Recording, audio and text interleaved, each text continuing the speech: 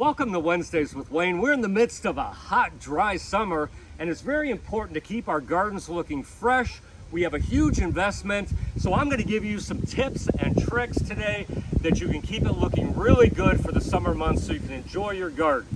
Let's start with the lawn. The first thing would be to keep that mowing height at about 3.5 inches. It's a minimum of 3.5 inches.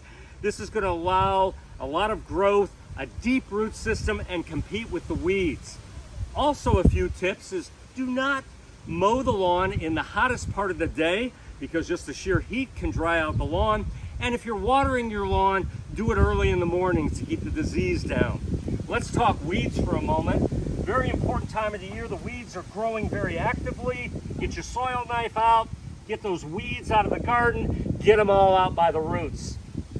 Very good time to do the weeding would be right after a rainfall. I'm often asked, one of the most popular questions is, can I plant during the summertime?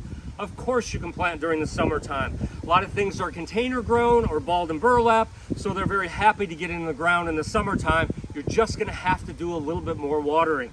So on these fresh containers, make sure that they're not stressed before you put them in. So I would water them, take them out of the containers, loosen up the roots, dig your hole, plant your plants, and then water after you plant.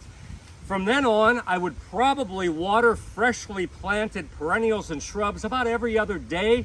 If we do get some rainfall, 1/2 inch or more, I would probably water about every 3rd day. But don't forget about that watering. Let's talk pruning and deadheading. Again, at this time of the year, things start to look tired. This daisy looks pretty tired. A lot of spent blooms on it. So I'm gonna go through and not just cut the flowers off at the tips. I'm gonna go down to a leaf axil and actually take this down by a few inches.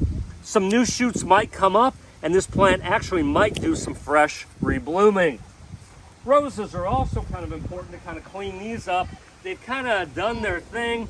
This happens to be a drift rose, so there's no particular way that it has to be pruned. I am simply gonna go down to a couple of the leaf axils and cut off these spent flowers.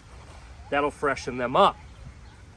Watering is probably the most important thing to do at this time of the year. Let's start with the tools I use for watering. It's very simple. I use a water wand. No fancy gadgets, no nozzles, simply an on and an off switch. This is one of the best tools to have for watering.